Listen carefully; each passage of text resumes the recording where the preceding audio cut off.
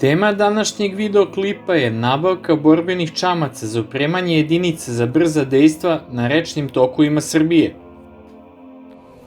Kako smo čuli na taktičko-tehničkom zboru 72. brigade za specijalna dejstva u Pančevu, u razgovoru predsjednika Srbije koji je pitao vojnika koji je predstavljao ronilačku opremu jedinice šta vam još treba, a profesionalni vojnik je na to odgovorio da su im potrebni čamci, na šta se predsjednik nadovezao jer su to oni sa malim gazom.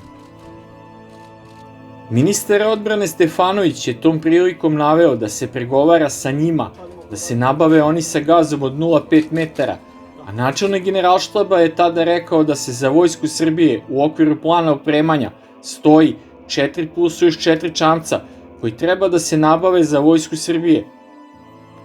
Da li sve ovo znači da su za Vojsku Srbije naručeni brzi patrolni čamci od domaće kompanije Jugoimport, koji su prilagođeni izvođenju brzih operacija kako na vodi, tako i u priobalnom pojasu? Na to može da ukazuje i neformalni razgovor predsjednika Srbije i zamenika direktora kompanije Jugoimport od pre mesec i po dana u Šapcu.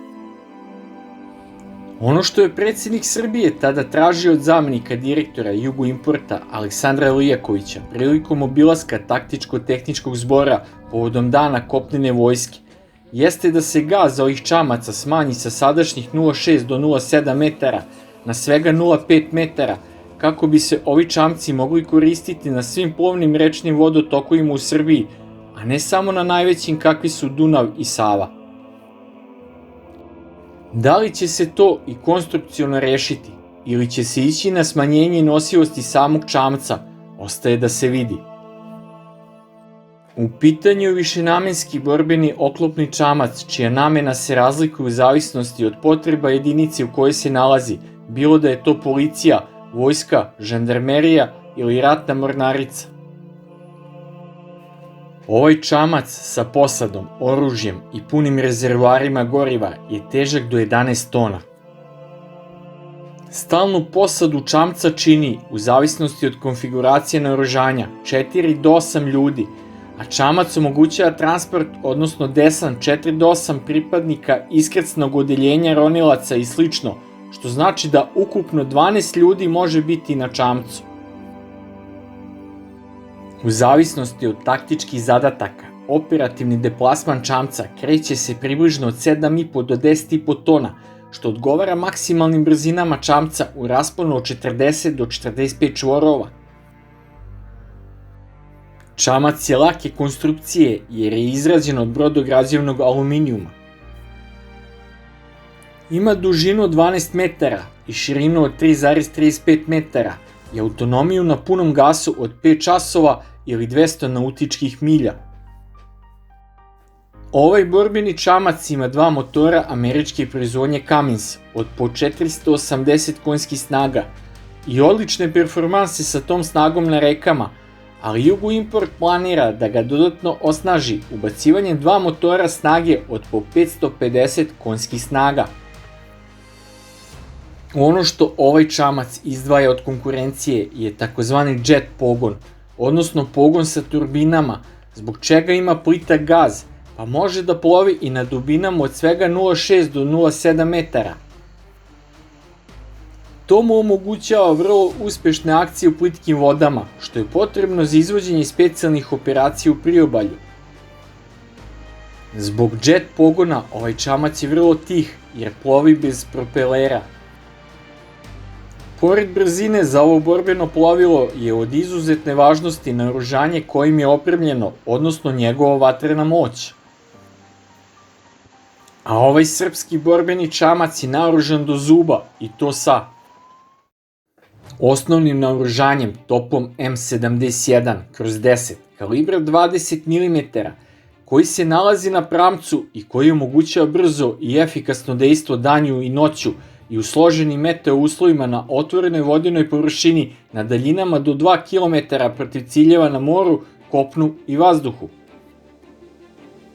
Da bi se ovaj top efikasno koristio na čamcu, ima ugrađen i optoelektronski sistem za upravljanje vatrom sa dnevno-noćnom CCD kamerom sa velikim uvećanjem, panoramsku termovizijsku kameru, laserski daljinomer, balistički računar sa displejom i automatskim pomeranjem končanice.